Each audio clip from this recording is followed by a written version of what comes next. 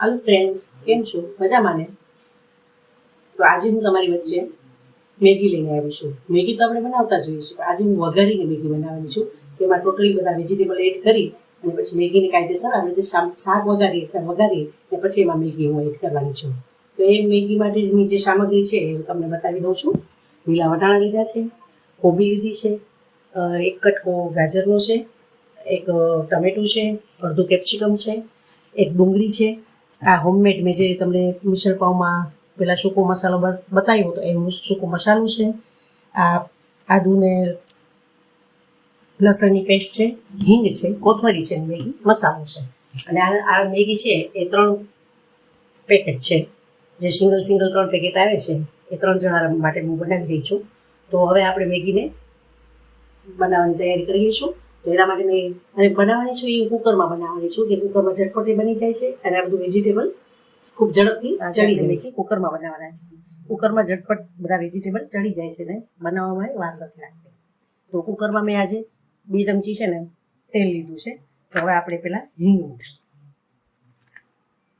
હિંગનો વઘાર કરશું અને ત્યાર પછી એમાં બધા વેજીટેબલ નાખશું. સૌ પ્રથમ આપણે ડુંગળી નાખશું.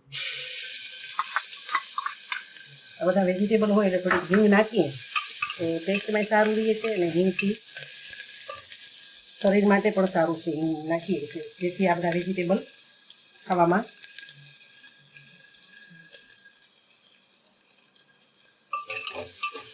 નાખ્યા હોય તો હિંગથી પાચન થઈ જતું હોય છે. ડુંગળી ફ્રાય થઈ જાય પછી આપણે કોબી નાખીશું.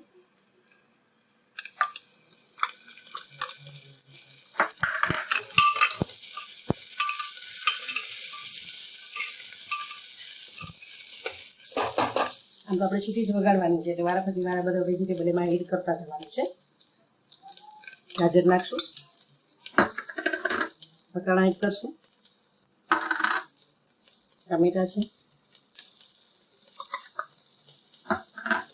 અને કેપ્સિકમ છે.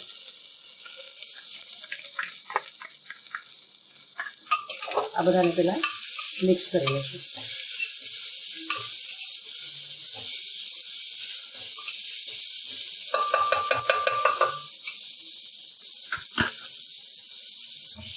આપણે એકદમ મીઠું એડ કરી દઈશું આપણે, ત્યાર પછી આપણે હલાવી દઈશું.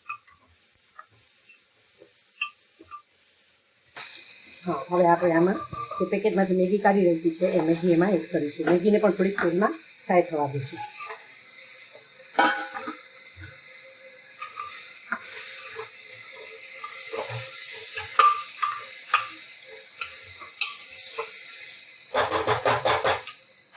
મેગીના 3 પેકેટ લીધા છે એટલે આપણે 3 કપ જેટલું પાણી એમાં એડ કરીશું ગરમ. મેં આ પાણી ગરમ કરી રાખ્યું છે પહેલેથી જ. આપણે ગરમ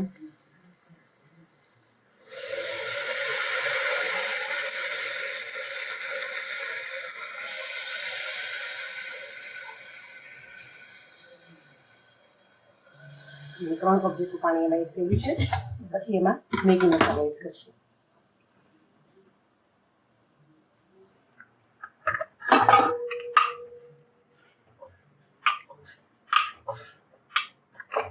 આ મેગી ખાવામાં ખૂબ સરસ થાય છે અને બની પણ ખૂબ ઝડપથી જાય છે. બધા જ વેજીટેબલ છે એટલે તરત જ કુકરમાં ચડી જાય છે. અને આમાં હોમમેડ બનાવેલો મસાલો છે એ પણ હું થોડો એડ કરું છું, જેથી એનાથી ટેસ્ટ ખૂબ સરસ આવે છે.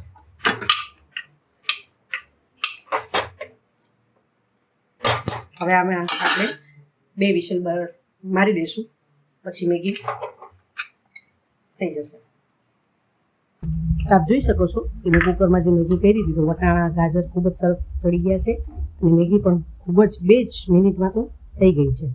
આપણે હવે એને સર્વ કરી લઈશું.